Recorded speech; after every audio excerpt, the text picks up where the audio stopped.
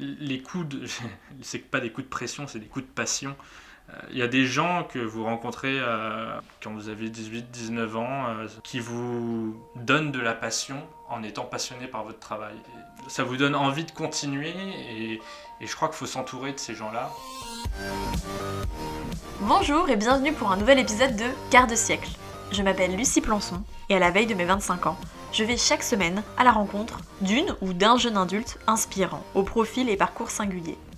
Il ou elle se raconte à travers toutes ces choses qui les ont fait, mais aussi défaits, sculptés, aiguillés et parfois même bouleversés.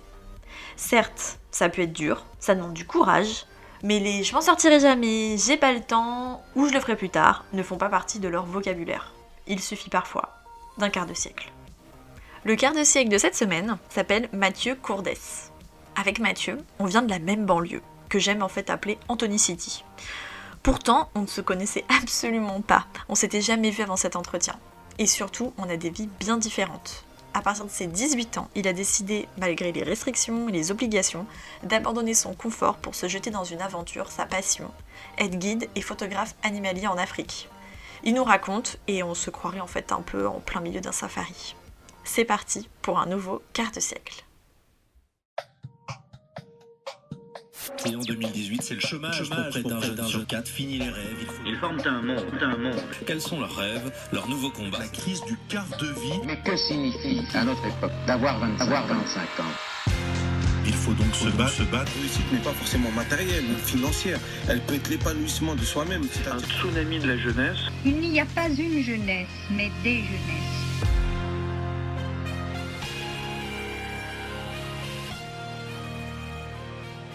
Salut Mathieu. Salut. Alors tu viens de rentrer d'Afrique. Tu vas donc en parler bien mieux que moi, mais tu essayes de sensibiliser l'opinion donc, sur les espèces menacées d'extinction en Afrique, donc notamment les animaux sauvages. Déjà, pour commencer, qu'est-ce qui t'a amené donc, à t'intéresser si jeune à la photo, à l'Afrique, tout simplement, comment tout a commencé? Alors donc la première fois que je suis allé en Afrique, j'avais 8 ans. J'avais la chance d'avoir des parents qui m'emmenaient avec eux dans leur voyage. Ça a été en Namibie. Et c'est vrai que quand on va dans cette région du monde, on a une sorte de virus qui fait qu'on devient complètement amoureux des paysages, de l'animalier, des lumières aussi. Il y a une lumière qu'on retrouve, je crois, nulle part ailleurs dans le monde. Et voilà, à l'âge de 8 ans, donc je suis parti et chaque année, avec mes parents, on faisait un pays différent en Afrique, donc Tanzanie, Kenya, Afrique du Sud. Et puis à l'âge de 12-14 ans, je me suis intéressé à la photo, c'est mon père qui m'a appris la photo. Après, je me suis intéressé en lisant des articles, des interviews de grands photographes animaliers. Ça m'a passionné, ce truc de capter l'éphémère, capter la nature, enregistrer un moment pour l'éternité en fait.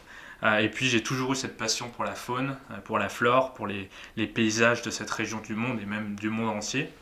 Et puis voilà, donc je me suis mis à photographier les animaux. Et petit à petit, en vieillissant, en particulier les animaux en voie de disparition, en tout cas les animaux menacés. Ça c'est pour la photo. L'Afrique ensuite je l'ai connue différemment puisqu'à 19 ans je suis parti vivre là-bas grâce à un stage que me proposait mon école de commerce. En fait mon école me demandait de faire un stage de 6 mois et donc moi ça me plaisait pas du tout ce que j'apprenais en école de commerce. Donc je me suis dit qu'est-ce qui me plaît au final, et c'était donc l'Afrique. Donc j'ai décidé de partir là-bas, 3 mois d'abord au Botswana, puis 3 mois en Namibie. Il m'est arrivé quelques aventures au Botswana que je te raconterai plus tard. Et après, voilà, en Namibie, j'ai appris à devenir guide. J'ai convaincu mon patron sur place qui me prenait juste pour faire du référencement internet, c'est-à-dire pour avoir le nom de son agence qui s'affiche dans les premiers résultats quand on tape Safari en Namibie. Bon, ça m'intéressait, mais pas tellement, sachant que je travaillais dans la capitale. Je savais que si je faisais 200 km, j'avais les éléphants, les lions, les girafes. Donc moi, c'est ce que je voulais faire. Je voulais partir dans la brousse, quoi. Et donc en cachette, à la fin de ma journée, j'apprenais les 300 espèces d'oiseaux, les 150 espèces de mammifères, l'histoire du pays, les plantes, la géologie, l'astronomie, voilà, la nature en fait de la Namibie, pour ensuite devenir guide, pouvoir prétendre à guider 15-20 clients français à travers toute l'Afrique australe. Un vrai érudit en fait. Oh là, ouais, je sais pas, en tout cas, vous savez, quand on est passionné, enfin, tu sais, je peux te tutoyer. Bien sûr, bien sûr. Tu sais, quand on est passionné par un sujet, par une chose, on apprend beaucoup plus vite, en fait. J'aurais été incapable d'apprendre les médicaments Ouais, ou, sûr, je c'est sais sûr. pas, la littérature du XVIIe siècle. Là, il se trouve que T'étais j'étais fasciné par ça. fasciné par les animaux, par la nature, et j'ai appris beaucoup plus vite.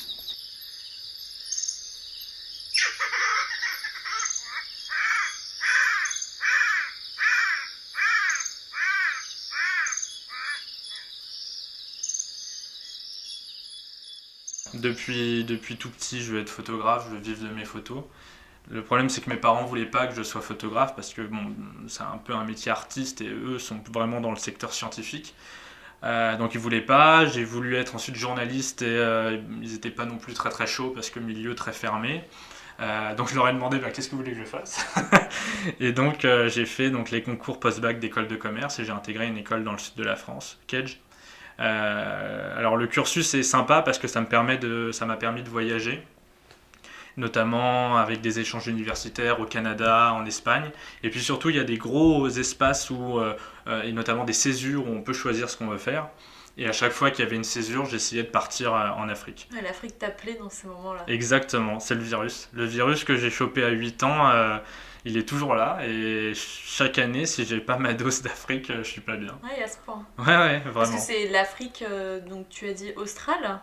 Ouais, je dirais l'Afrique subsaharienne, c'est-à-dire Ok. tout ce qu'il y a en dessous du Sahara. Donc ça englobe aussi Oui, donc Kenya, c'est plus Tanzanie. parce que c'est ça l'Afrique. Alors tu m'arrêtes, tu m'arrêtes si je me trompe, mais l'Afrique australe, c'est ce qu'il y a en dessous de tous les territoires en dessous de l'équateur, la Alors, forêt équatoriale africaine en fait. pas tout à fait. L'Afrique australe, c'est une région bien déterminée qui englobe Namibie, Afrique du Sud, Botswana, Zambie, Zimbabwe et Mozambique. Ouais, ok, Donc, oui, c'est plus quand même le sud. Tu trouves pas que l'Afrique, ça ressemble à une tête de zèbre? Alors, Un peu. Tu vois, si Ah, la ok, Somalie, ça fait d'accord. l'oreille, tu vois. ok, Et ben le museau du zèbre, c'est l'Afrique australe. ok, d'accord. Et toi, c'est vrai que t'es beaucoup allé là-bas en fait. Je suis beaucoup allé dans le museau du zèbre. Ouais. Ouais, t'es beaucoup allé dans le musée du zèbre. Ouais, c'est pas mal, ouais. Donc, t'as eu la chance à travers ce parcours en école de commerce de pouvoir profiter de ces petits moments d'échappatoire pour retourner en Afrique. Et donc, c'est là que t'as développé vraiment cette partie, on va dire, travail photographique. Ouais, voilà, en fait, quand je partais en tour avec des clients, j'amenais toujours mon matériel photo avec moi. Et je complétais les banques d'images des tour opérateurs sur place, donc c'est-à-dire des agences de voyage. Sur leur site internet, je leur donnais mes images, mes photos, et c'est ce qui me permettait de gagner un peu d'argent grâce à mes photos. Ensuite, il y a un deuxième aspect de mes photos, c'est-à-dire que quand je rentrais en France, je faisais des expositions de mes photos, donc c'est-à-dire j'agrandissais mes photos dans un laboratoire d'agrandissement, et ensuite j'exposais dans des villes, j'expose toujours d'ailleurs un peu partout en France. Mais attends, on dirait que c'est hyper simple quand tu dis ça comme ça, mais ça arrive à partir de quand? Parce que faut quand même, c'est un travail de démarcher, d'aller quand même voir ne serait-ce que des galeries. C'est alors, vraiment dès tes 19 ans? effectivement, Après le bac non, j'ai commencé à exposer quand j'avais vraiment une bonne banque d'images. Tu sais, quand je pars en tour pendant 2 semaines, 3 semaines, un mois, je vais faire quelque chose comme 2000, 3000 photos pour finalement en garder 3 ou 4. Des belles photos, des photos exposables. Donc, pour pouvoir prétendre à une exposition et intéresser les gens avec les photos, il faut avoir quand même au moins une trentaine, voire une quarantaine de belles photos. Et au bout de 21 ans, je pense que j'avais les photos nécessaires, ou en tout cas une bonne quarantaine de photos qui me permettaient d'exposer. Alors, effectivement, moi, j'ai pas encore de nom, et à 21 ans, j'avais pas de nom non plus.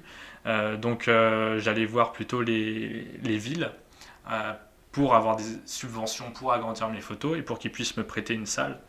Donc, j'ai exposé à Verrières-le-Buisson, j'ai exposé à Antony, j'ai exposé aussi dans des salles à Paris qui permettent aux jeunes artistes d'exposer.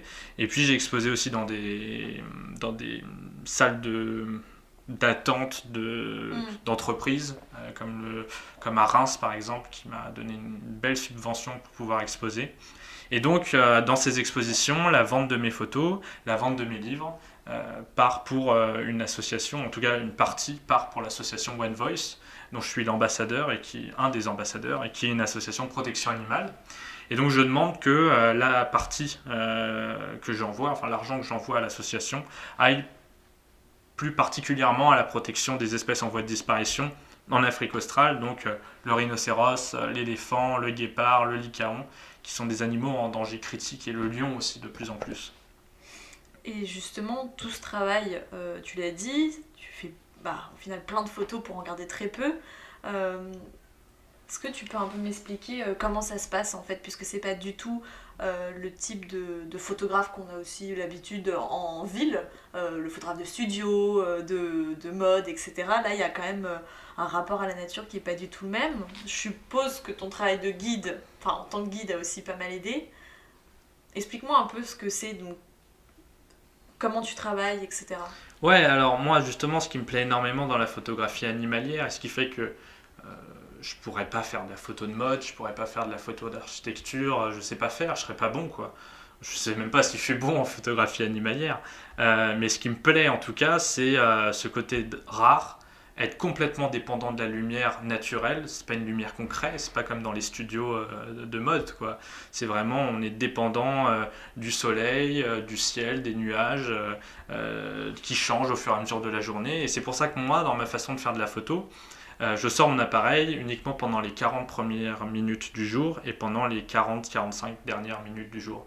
C'est limité, hein. C'est très limité, d'autant plus qu'on n'est pas sûr de trouver quelque chose pendant ces premières minutes de la journée. Donc ça me permet d'avoir des super couleurs, d'avoir des super lumières et de pouvoir montrer aux gens les réelles lumières que j'ai vues. C'est pour ça que je retouche très peu en fait les photos que je fais, parce que les couleurs, les teintes parlent d'elles-mêmes, elles sont très très belles. Pas mes photos, en tout cas, les couleurs. Hashtag NoFilter, quoi. Voilà, hashtag NoFilter, absolument. Et donc voilà, je crois que moi, c'est ma façon de faire de la photo. Ouais, il se passe plus de choses, t'as l'impression, justement, au lever du jour et au coucher du jour, même au niveau des animaux, je sais pas. Alors, c'est une très bonne remarque. Rien que d'un point de vue naturel, comme c'est les heures les plus fraîches de la journée, c'est l'heure à laquelle les animaux un peu rares, les animaux un peu beaux, sortent, c'est-à-dire les félins. On va avoir plus de guépards, de léopards, de lions pendant les premières lumières du jour et pendant les dernières lumières du jour. Et puis les animaux aussi rares comme les hyènes. Je vais vous sortir plein de noms, mais d'animaux géniaux qui sont très durs à prendre en photo, comme l'otosion, l'oryctérope, le pangolin.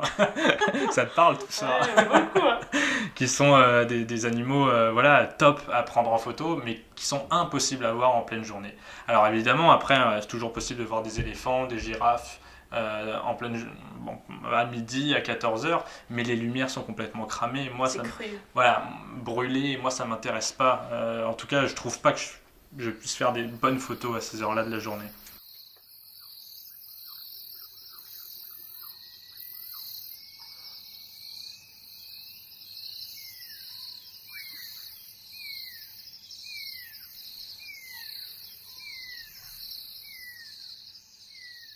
Et il y a vachement une part de chance quand même. Alors, je remets pas du tout en cause ton talent quand je dis ça, mais au final, 40 minutes le matin et le soir, c'est court.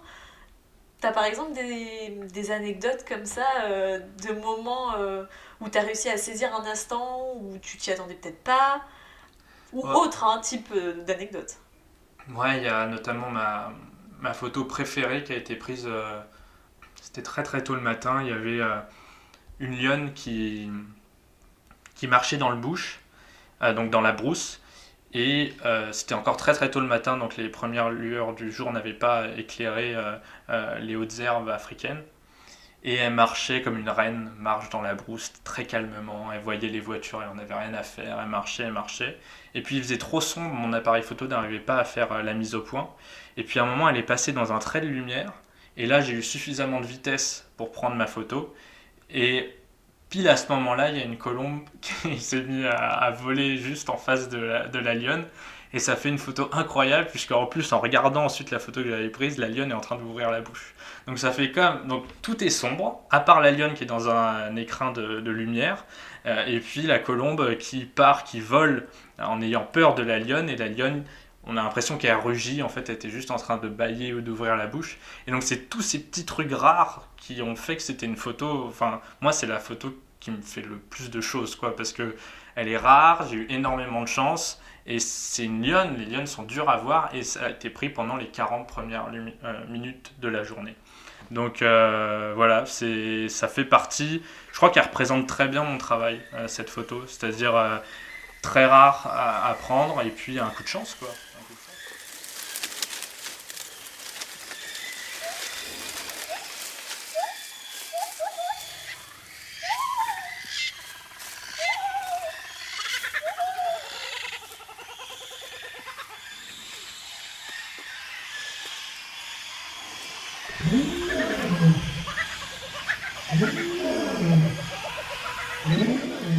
J'ai aucun problème à dire que la plupart de mes photos sont prises parce que j'ai eu énormément de bol, quoi.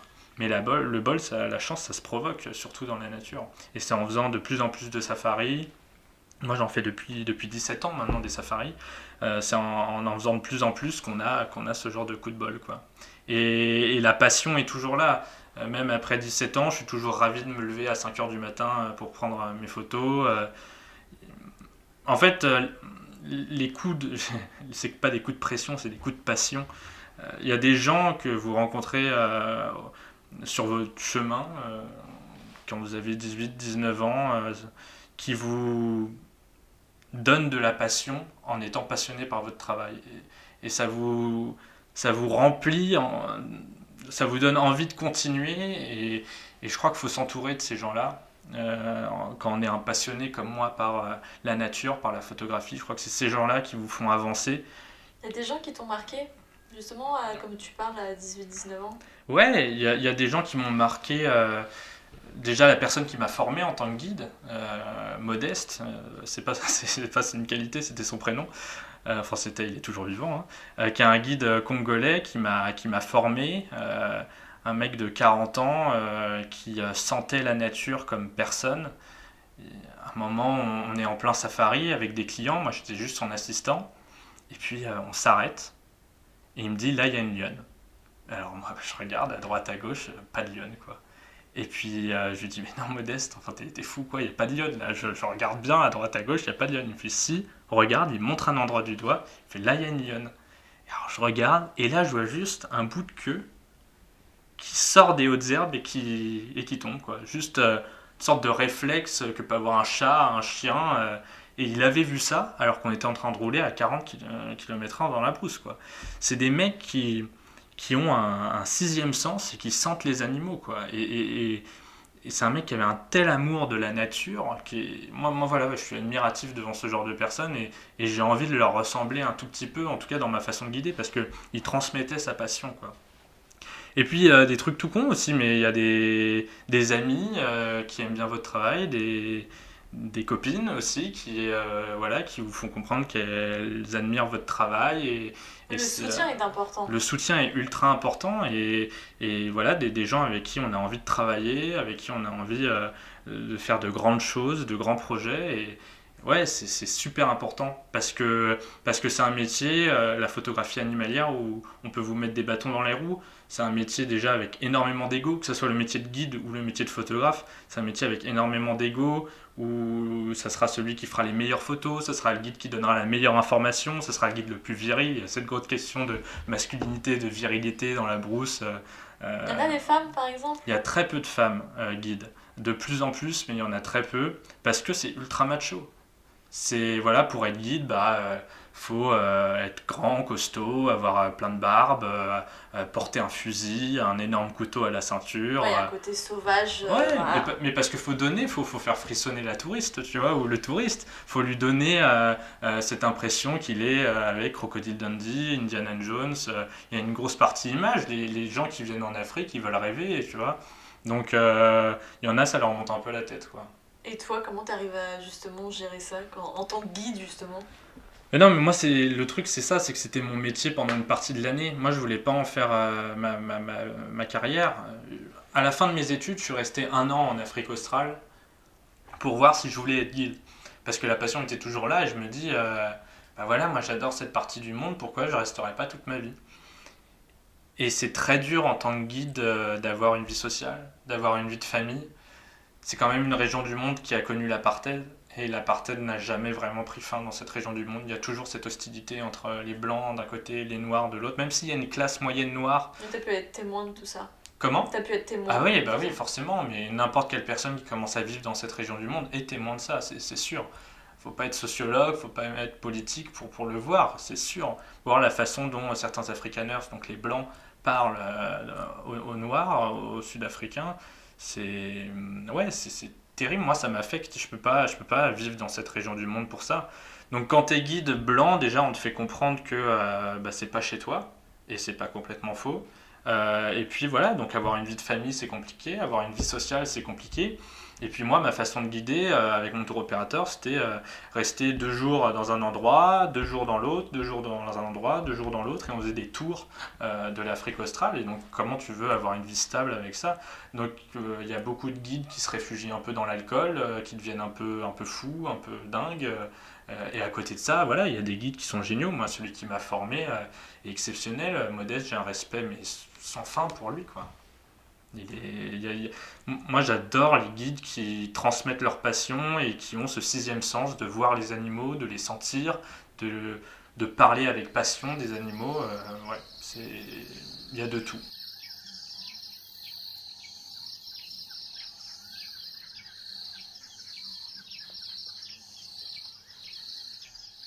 Justement, comment en fait on peut aider à travers ton travail ? Est-ce que tu arrives à en vivre quand même aussi, je me demandais, de ton travail, puisque si tu verses aussi une partie, ce qui est très bien, comment en fait tu arrives maintenant à promouvoir tout ça ? Alors moi, jusqu'à présent, donc, j'étais encore dans mes études, je viens de terminer le SCP dans l'audiovisuel, justement, dans la production audiovisuelle. Donc la photo, c'était une sorte de plus, c'était un hobby. Tu voyais ça comme un hobby ? Non, je voulais en faire ma vie, je voulais gagner ma vie grâce à la photo, mais c'était pas faisable par rapport à mes études. Là, je viens de terminer mes études. Là, le but aujourd'hui, c'est de faire des documentaires en lien avec la protection animale, et puis essayer de lier notre génération, les millennials, les quarts de siècle, de les lier avec la protection animale, la conservation de l'environnement. Et je crois que vraiment, notre génération, via les réseaux sociaux, et ça se voit sur les réseaux sociaux, est très impliquée là-dedans. Et je crois que ça leur parle énormément. Même des gens qui ne sont pas allés en Afrique voir les éléphants, en Inde voir les tigres, voir les jaguars au Brésil, peu importe. Avec les réseaux sociaux, avec la qualité des images qu'on trouve sur Instagram, sur Facebook, avec la qualité des articles sur Monsieur Mondialisation, le démotivateur, même les articles de One Voice, on se rend compte beaucoup plus facilement et on a une information en fait qui est beaucoup plus accessible qu'avant. Et je crois que notre génération se rend compte de la beauté de cette faune et qu'il faut faire quelque chose pour la préserver. Malheureusement, la génération d'avant a échoué, faut qu'ils s'en rendent compte. Et maintenant, c'est à nous de faire bouger les choses. Et je crois j'espère en tout cas qu'avec mes photos, je montre cette beauté de la faune, de la flore, pour l'instant de l'Afrique australe. Alors je suis aussi allé photographier les orang-outans à Sumatra, les ours blancs au Canada. Et j'essaye de montrer la fragilité aussi de ce petit microcosme et la beauté de ces endroits du monde. Et voilà, il faut les préserver, il faut faire quelque chose. Et moi, je reste très positif sur notre état d'esprit à nous, notre génération. Je suis sûr qu'on peut faire quelque chose et je suis aussi très optimiste sur la qualité des réseaux sociaux qui peut, je crois, vraiment changer le monde. Vraiment. Alors évidemment, il y a du bon et du mauvais, mais je crois que vu comment les choses évoluent, et je crois que nous, notre génération, on va pouvoir trouver le bon là-dedans. Non, c'est vrai, puisque dans un sens, comme tu dis, je pense qu'il faut savoir ce qu'on prend sur les réseaux. Il y a du bon et du mauvais. Mais il y a beaucoup, oui, c'est ça, de personnes très engagées, que ce soit dans différentes formes. Là, tu parles de la cause animalière, mais il y en a plein d'autres. Et c'est vrai que ça serait beau de pouvoir justement passer par ça pour en plus même mettre différents travaux en avant. Puisque la preuve, toi, t'arrives à quand même beaucoup plus toucher du monde et à montrer en fait tes photos que si t'avais simplement un site internet. Mais pour revenir à donc ta vie en Afrique, je trouve ça assez fou quand même, puisque tu le dis toi-même, on n'est pas forcément bien accueillis quand on arrive jeune blanc là-bas. je sais pas, tu parlais quelle langue? Il y avait parfois, il me semble, donc sur ton site, on peut voir différents portraits, même aussi, tu as été voir différentes ethnies. Comment tu as réussi? Alors, certes, tu as rattrapé le virus, comme tu dis, mais il faut quand même une certaine ouverture d'esprit, mentalité, pour arriver quand même à s'adapter dans une culture qui n'est pas du tout la nôtre, une langue que peut-être tu comprends pas. C'était quoi en fait, voilà, tes premiers instants au début, comment t'es arrivé à tout gérer? Ouais, alors effectivement, on peut pas agir en France, vivre en France avec le comportement qu'on a quand on va dans un bar parisien ou en boîte ou n'importe où dans le métro, comme on agit en Afrique. Après tout, moi j'étais un étranger sur place. Donc on s'adapte, dans un premier temps on voit ce qui se passe à droite, à gauche. Je vais te raconter une petite histoire. Quand je suis arrivé pour la première fois au Botswana, c'était un 6 mars, je crois que c'était en 2013. Et puis le 9 mars, je me fais tout voler. Donc j'étais dans une petite maison entourée de barbelés, comme ça se fait, quoi. Je travaillais pour un tour opérateur. Et puis je me suis fait tout voler, c'est-à-dire mon sac où à l'intérieur duquel il y a mon appareil photo professionnel, mes médicaments contre le paludisme dans une région infectée par la malaria, donc par le palu, mon passeport et tout, voilà, plein d'affaires, mon argent et tout. Et donc je venais d'arriver, c'était ma première expérience africaine seule, hein, professionnelle, pas en tant que touriste. Et donc je vais au commissariat et évidemment beaucoup de difficultés à me faire comprendre parce que ils parlaient anglais, mais moi je parlais très mal anglais. C'était ma première année en école de commerce et l'anglais ça n'a jamais été mon truc. Donc beaucoup de difficultés à me faire comprendre, j'avais plus rien sur moi, plus aucune affaire. Et puis les choses avancent difficilement, et puis on se rend compte finalement qu'au bout de 2 semaines, 3 semaines, que c'est le gardien de nuit qui avait tout volé, puisqu'il avait dit pas mal de conneries à propos de cette soirée, que j'étais revenu sans mon sac, qu'il m'avait vu revenir sans mon sac, alors que moi je l'avais absolument pas vu, que j'étais sous, alors que j'étais absolument pas sous, et qui m'avait accompagné de la porte principale jusqu'à chez moi, ce qui était aussi complètement faux. Et donc il y a eu une confrontation entre moi et le garde de nuit. Au commissariat. Mais il s'était passé 3 semaines. Mon sac avait eu le temps d'aller une partie en Angola, l'autre au Maroc, l'autre devait être au Japon ou en Chine, j'en sais rien. Et donc là, je me suis retrouvé dans le commissariat d'une petite ville africaine. J'avais 19 ans, je parlais très mal anglais. Et je sentais que les commissaires parlaient de plus en plus mal aux gardiens de nuit. Et bon, je vais pas trop rentrer dans les détails, mais ils ont été violents avec le gardien de nuit. C'est ce qu'ils m'ont dit, parce que moi, ils m'ont demandé de sortir de la pièce, parce qu'ils m'ont dit qu'ils allaient être violents avec lui. Donc voilà, ça c'est l'Afrique, c'est pas un truc qui pourrait, je crois, peut-être naïvement, mais je crois que c'est pas quelque chose qui pourrait se passer en France, j'en sais rien, mais je crois. Et encore une fois, c'est ce qu'il m'a dit, mais ça se trouve, pendant que j'étais sorti de la pièce, ils se sont arrangés pour faire 50-50 sur la vente de mon sac photo. On peut pas savoir, c'est des trucs qui arrivent en Afrique. Moi, ça m'a un peu traumatisé, parce que être au milieu de nulle part, au Botswana, sans son sac, avec son passeport, ses médicaments contre le palu, et puis j'y allais pour faire de la photo, et je me suis fait tout voler. C'était mes économies depuis que j'avais 12 ans, quoi, donc... C'était très dur. Et donc effectivement tu parlais de comment on arrive là-bas, comment on parle avec les personnes, on s'adapte en fait. Donc ça c'était dans les villes. Effectivement après en Namibie je suis parti voir les Imba, qui est une tribu qui vit dans le nord-ouest, dans le désert en fait, dans le nord-ouest de la Namibie.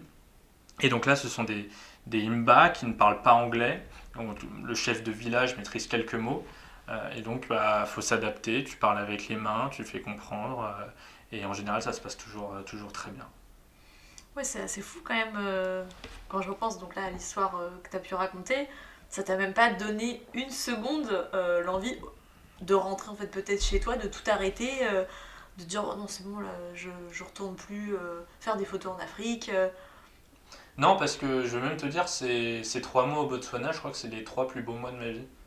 Parce que j'avais plus rien. Et ça m'a permis peut-être de me rapprocher beaucoup plus à la fois des expats, des locaux, et j'ai vécu une vie d'expat vraiment géniale.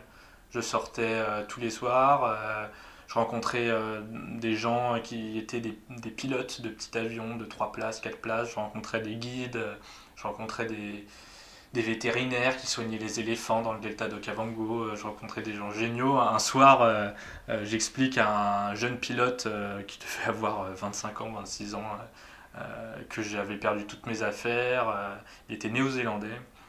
Il me dit oh là, je suis désolé pour toi, qu'est-ce que tu fais demain matin? Il faisait 3h du matin. Je fais bah déjà on est demain matin.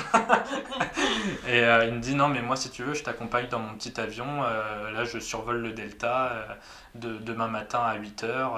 Si tu veux tu montes avec moi, je viens chercher une touriste au Botswana et je la ramène ici à Maune, donc on fait juste l'aller-retour, est-ce que ça te dit de venir? Je fais bah oui mais enfin t'es quand même à ta 10e bière là. Tu diras peut-être pas ça le lendemain. Et finalement, à 7h, on était partis, on a survolé le delta, il y avait des troupeaux d'éléphants juste en dessous de nous, on volait à 200 mètres d'altitude et c'était incroyable, exceptionnel. C'est un souvenir que je garderai toute ma vie, quoi. Donc voilà, c'est ça l'Afrique aussi, c'est des choses qui arrivent involontairement, voilà. Mais c'est vrai qu'il peut y avoir très bien des choses dangereuses, mais dans le sens que tu n'anticipes pas, comme tu l'as dit aussi, ton vol de tes affaires photos, alors qu'il y a des choses que tu peux à la limite anticiper, tu essaies de faire des vaccins, etc. pour éviter au maximum. D'ailleurs, tu arrives avec une petite blessure aussi. Je sais pas si tu veux en parler. Si, ouais. Non, mais pour montrer aussi que... en fait, ça viendra aussi à une question que je voulais te poser, qui est comment t'arrives du coup à... Là, en plus, t'avais 19 ans à ce moment-là. Bon, là, t'en as 25, t'arrives peut-être à plus faire la part des choses, mais quand tu rentres après des mois comme ça... Je trouve ça assez fou de... Souvent, les gens, quand ils rentrent de voyage, ils ont du mal à se remettre. C'est dur. Comment tu vis avec ces mondes complètement décalés aussi? Alors, tu veux que je parle en premier de... Tu fais ce que tu veux. Là, j'ai lancé trop d'idées d'un coup. Alors, pour répondre donc à la deuxième partie de la question, effectivement, la première fois que j'ai vécu 7 mois en Afrique et que je suis revenu en France, je me souviens que le lendemain, on est allé au centre commercial Vélizy 2. Et là, c'est vrai que ça a été genre, je sais pas comment expliquer ça. C'est violent quand même le lendemain d'aller à V2. Hein. Ça a été très très violent. Pourtant, je suis pas une chuchote quoi. Genre, j'arrive à m'adapter, mais là, j'ai dû m'asseoir en me disant mais qu'est-ce qui se passe là? Qu'est-ce qui se passe? Qu'est-ce qui m'arrive? Parce que vraiment, pendant 7 mois, j'étais en plein milieu de la nature. Je voyais au maximum 5 personnes dans mon champ de vision. Et là, trop de monde, trop de bruit, trop de musique partout. Et là, ça a été vraiment violent. Après, on s'habitue, je veux dire, moi, j'ai réussi à faire la part des choses. Je veux dire, j'adore être en Afrique, mais ça me fait aussi du bien de revenir. De temps en temps, j'adore Paris, j'adore le soir à Paris, l'hiver à Paris, j'adore aussi. Tu ne devrais pas vivre pour de bon en Afrique? Non, pour les raisons que je t'ai expliquées précédemment. J'adore y aller, je pourrais y rester 1 an et demi, mais faire toute ma vie, c'est compliqué. Et puis donc là, pour répondre à la piqûre d'araignée, parce qu'effectivement, l'interview n'était pas sûre de se faire. Hein. Ah oui, jusqu'au bout, c'était pas sûr. En fait, il y a 3 jours, j'étais encore en Afrique et je suis rentré un peu précipitamment parce que j'avais beaucoup de fièvre depuis 5-6 jours. Et quand on a de la fièvre dans cette région du monde, il faut un peu s'inquiéter parce que ça peut être le palu ou autre chose. Et puis je prenais de l'Éprane, Nurofen, des antibiotiques et ça passait pas. Donc je suis rentré, j'ai tout de suite fait des examens médicaux, je suis allé à l'Institut Pasteur et il semblerait que ça soit, alors ça s'appelle la rickettspiose, qui est en fait une maladie donnée par une tique. Alors moi ce que j'ai, ça ressemble à une morsure d'araignée, même si j'ai pas les super pouvoirs encore, mais ça ressemble à une morsure d'araignée, mais a priori ça serait plus une tique. Et donc c'est les symptômes, quoi, grosse fièvre, courbature. Mais c'est toujours inquiétant quand tu es dans cette région du monde et que tu as de la fièvre et que tu sais pas ce que c'est. C'est vrai que ça fait un peu stresser, quoi. C'est les risques du métier. Ouais. Ça c'est sûr. Mais voilà, je suis toujours en vie. Enfin, je touche du bois. Oui, toujours du bois. Ouais. Actuellement, est-ce que c'est possible de voir des expositions? Il y a des choses de programmées en ce moment ou pas? Non, pour l'instant, là, vraiment, c'est faire du montage de toutes les images qu'on a faites, de toutes les vidéos qu'on a faites avec un ami, donc Vincent, qui est caméraman et pendant 2 semaines qui m'a accompagné en Afrique du Sud. Donc on va reprendre toutes les images, toutes les vidéos pour essayer de faire un documentaire que j'ai en tête depuis pas mal de temps et qui revisite un peu le documentaire animalier. Je vais pas en dire plus, on va attendre, surprise. Mais ça donne envie. Mais j'espère, ça donne envie. Disons que ça... J'espère montrer ce que c'est réellement qu'un safari.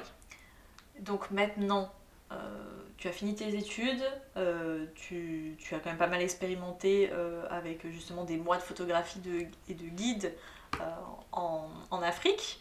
Maintenant, tu te définirais comment ? J'arrête tout, je vais vivre avec des lions. Je pense que je vais me trouver un petit endroit avec des lions et sympa. Ouais, je vais me trouver une lionne et puis on va faire une meute. Non, là c'est un peu flou parce que vraiment j'ai envie de me lancer dans l'audiovisuel parce que j'ai vraiment plein d'idées sur des documentaires animaliers, nature, vraiment montrer aux gens la beauté du monde et la beauté des animaux.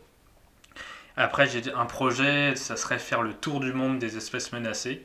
Donc aller oui, parce pendant... que j'allais d'ailleurs te demander, est-ce que Ouais. ça reste qu'à l'Afrique ton intérêt pour les animaux en tout cas Non, de moins en moins. Comme je t'ai dit, je suis allé photographier les ours blancs au Canada. Il y a moins d'un an, il y a un an tout pile, j'étais à Sumatra pour photographier les orang-outans. D'ailleurs, on peut voir les photos sur mon compte Instagram. qu'on relira, ça c'est sûr. Ok, et super. Et donc voilà, je suis allé photographier les orang-outans. C'était une expérience incroyable. Vraiment unique. Et là, parmi mes projets à court terme, j'aimerais beaucoup aller photographier les gorilles. Alors, plus Gabon, qui est moins à la mode que Rwanda, Ouganda et Congo. Et puis, il y a le tigre en Inde. La panthère des neiges au Népal. Le panda en Chine. Le jaguar au Pantanal au Brésil. Tu veux faire check à Ouais, chaque... exactement. Je voudrais aller dans ces endroits du monde, faire les plus belles photos possibles et pourquoi pas faire un livre ou des documentaires dessus. D'ailleurs, tu l'as dit à un moment, j'ai pas forcément rebondi dessus à cet instant, mais tu parlais de livres. Donc, tu as écrit, fait des livres photos, comment... Alors c'est un livre photo, donc il y a très peu de contenu écrit dessus. J'ai un ami qui écrit très bien, qui a fait la préface, Tanguy d'ailleurs. Salut Tanguy, si tu m'écoutes. Merci à toi, Tanguy. Qui a fait la préface de ce livre, qui s'appelle donc le livre photographique, lutte anti-braconnage. Et en fait, c'est montrer tous les animaux dans ce livre à travers mes photos, tous les animaux qui sont menacés par le braconnage. Le rhinocéros en priorité, qui a une corne qui peut se vendre jusqu'à 150 000 $ US. Donc la kératine, donc c'est la substance qu'on trouve dans la poudre. Dans la corne de rhinocéros, c'est une substance qui intéresse le marché chinois qui y voit des vertus aphrodisiaques. Et c'est terrible ce qui se passe pour les rhinocéros en ce moment en Afrique australe. Non, il y a 4 rhinocéros qui meurent par jour, pardon. Par jour ? Ouais, non, c'est pire. Et les éléphants, il y a un éléphant qui meurt toutes les 15 minutes à cause du braconnage. Non, c'est vraiment terrible ce qui se passe. C'est des chiffres de Wildlife Angel, qui est aussi, si tu peux le mettre aussi en lien à la fin du podcast, qui est une association vraiment top, qui est très très sérieuse et qui lutte contre le braconnage. C'est vraiment terrible ce qui se passe dans cette région du monde. Et voilà, faut lutter, continuer à lutter. Ça peut être en engageant des brigades armées qui luttent contre les braconniers. Ça peut être de la sensibilisation aussi, dans les écoles sur place. Enfin voilà, si on ne fait rien, les lions vont disparaître, les rhinocéros vont disparaître, les éléphants petit à petit vont disparaître, et puis les guépards évidemment, les licarons, toute une faune en fait magnifique qui va disparaître petit à petit à cause du braconnage. Et d'ailleurs, tout ce travail qui t'anime beaucoup, ça se voit. Forcément, ça vient, comme tu as dit, pas de nulle part, mais de toutes ces choses qui t'ont faites. Est-ce qu'il n'y a pas eu aussi des inspirations au-delà de ces gens aussi, par exemple, que tu as rencontrés, mais d'autres photographes, ou peut-être pas du tout, des livres, des choses en tout cas que tu as pu voir, entendre, qui t'inspirent aussi dans cette démarche-là ? Alors, dans la photographie animalière, les photographes les plus connus sont pas les meilleurs, vraiment. Je vais pas dire de nom, mais par exemple, il y a un photographe, pour le coup, qui est très connu, mais voilà, qui est un peu vieux et du coup qui est pas à la mode d'Instagram. Il a un compte Instagram, mais il prend son barbecue en photo, son jardin. Et c'est un photographe animalier qui s'appelle Steve Bloom et qui est pour moi une légende. Si un jour j'arrive à faire une photo qui arrive à la cheville de Steve Bloom, j'aurais réussi ma carrière de photographe. C'est un mec qui a tout compris aux couleurs, à la captation du moment, à la gestion du cadrage, à la rareté. C'est le top du top de la photographie animalière. Et en plus d'être numéro 1, pour moi, il domine tout le monde, quoi. C'est un peu le Roger Federer à une certaine époque de la photographie animalière, ou le Messi de la photographie animalière. Et le Messi, je parle du joueur de foot. Et donc voilà, c'est quelqu'un qui est forcément très inspirant. Et puis l'inspiration, comme je t'ai dit, elle vient elle peut venir tout simplement d'un commentaire qui va me faire très plaisir sur Instagram. Elle va venir d'un mot que va me dire quelqu'un à la sortie d'une exposition, d'un soutien d'une proche qui va partager cette passion avec moi pour l'Afrique, et avec qui je vais pouvoir avoir plus d'inspiration, plus de motivation pour mes projets, parce que c'est un métier très dur, et du coup la motivation peut se perdre assez rapidement. Très dur dans le sens où on pourrait dire ça va, il prend des photos en Afrique. C'est vrai que c'est un métier génial, mais c'est très dur de le communiquer, c'est très dur d'exister grâce à ça, de gagner de l'argent grâce à ça. Oui, c'est ça, de pouvoir vivre. Ouais, de pouvoir en vivre, c'est très compliqué. Donc l'aide des autres par un soutien juste amical, c'est vraiment top. Franchement, c'est top, ça donne de la force, énormément de force. Voilà. C'est bien. Ouais, c'est super. Mais en tout cas, oui, je viens de me rendre compte qu'en fait, t'as pas vraiment répondu à ma question d'avant. Enfin, en tout cas, que je me demandais comment tu te définis. Puisque c'est ça, tu aimerais donc être photographe, tu le dis, mais tu fais plein de choses aussi à la fois, j'ai l'impression. Puisque là, tu veux développer aussi donc, des documentaires. Là, maintenant, pour ce prochain quart de siècle, quels sont un peu tes objectifs, comment t'aimerais aussi peut-être te définir, mais bon, la première, hein, je pourrais pas forcément juste dire que je suis médiatrice, designer graphique, enfin, on a tellement de casquettes que comment là, toi en tout cas, t'aimerais arriver à... Finalement, le fil conducteur de toutes mes passions, de tout ce que je fais, c'est-à-dire la photographie animalière, l'audiovisuel, mes documentaires, finalement c'est l'image. C'est l'image qui rejoint toutes mes passions, donc continuer dans l'image, et ça peut être sous plein de façons différentes. J'écris énormément de concepts d'émissions que je voudrais proposer aux chaînes, proposer aux nouveaux médias, YouTube, Facebook, Amazon, Netflix. Tu travailles tout seul ? Ouais, pour l'instant je travaille tout seul, mais parce que voilà, j'ai terminé mes études il y a quelques mois, mais voilà, je continue à monter mes vidéos, je continue à prendre mes photos, je continue à chercher des salles d'exposition, des subventions, et puis un jour... Inch'Allah, je vais trouver un mécène, quelqu'un qui va bien aimer mon travail et qui va bien aimer aussi ma conviction que notre génération peut sauver les animaux sauvages au XXIe siècle. Et puis voilà, je vais tomber sur des gens qui vont être capables et qui vont avoir envie de m'aider. Et voilà, je suis sûr que si je continue comme ça, si je garde ma passion, ça va le faire. Oui, non mais attends, sinon, de manière, c'est ce qu'on souhaite. Voilà, sinon de toute manière, la solution c'est d'aller vivre avec des lions. Mais c'est ça, je trouve dans le sens où quand tu dis c'est un métier dur parce que voilà, enfin bien préciser que forcément faire de la photo d'animaux c'est quand même peut-être quelque chose d'assez magique, etc. Mais arriver à perdurer là-dedans, c'est vraiment pas évident et comme tu le dis, il y a parfois des doutes, il y a parfois des peurs en fait qui peuvent arriver liées à peut-être plein d'expériences différentes. On a pas mal parlé. Je me suis crue un peu en Afrique. Ah, c'est super, c'est le but. C'était top. Est-ce que tu aurais quelque chose à rajouter que potentiellement on n'aurait peut-être pas évoqué ? C'est pas nécessaire hein, si tu n'as pas... Non, peut-être juste dire que je crois que c'est pas perdu, la conservation animale. Et je crois que notre génération peut faire quelque chose, les quarts de siècle et même allez, on accepte les trentenaires aussi. Non mais je crois que vraiment nous on peut faire quelque chose, on peut faire avancer les choses. Et moi j'adore voir les rassemblements qu'il y a dans les rues, voir l'âge des gens dans la rue qui veulent sauver la planète, sauver le climat. Moi j'encourage bien sûr tout le monde, alors évidemment ça peut paraître le bout du monde, ça peut paraître une fortune, mais j'encourage tout le monde d'essayer d'aller dans cette région du monde qui est l'Afrique australe. Effectivement, le billet d'avion coûte encore très cher, mais une fois sur place, il y a moyen de vivre des aventures géniales avec finalement très peu de moyens, en dormant sous la tente, et profiter des lumières, profiter des animaux, parce que il n'y a pas meilleur moyen de prendre conscience des choses qu'en étant sur place. Donc moi j'encourage tout le monde à continuer le combat pour la protection animale, à se renseigner évidemment sur ce qui se passe dans certaines régions du monde. Et puis moi je suis confiant.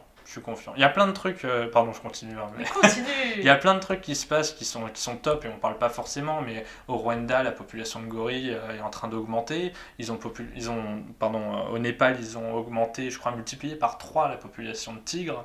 Il y a l'okapi, on en a vu au Gabon alors qu'on pensait qu'il n'y en avait plus à l'état sauvage. Voilà, il y a c'est plein vrai que de c'est trucs. des choses, si tu n'y es pas, tu peux pas forcément Mais oui. aussi te Ouais. rendre compte. Il y a plein de trucs qui vont bien, qui vont dans le bon sens, il y a aussi plein de trucs qui vont pas, mais ça va le faire. Et c'est grâce, entre autres, à ton travail, je pense Oula, que ça ouais, peut je sais.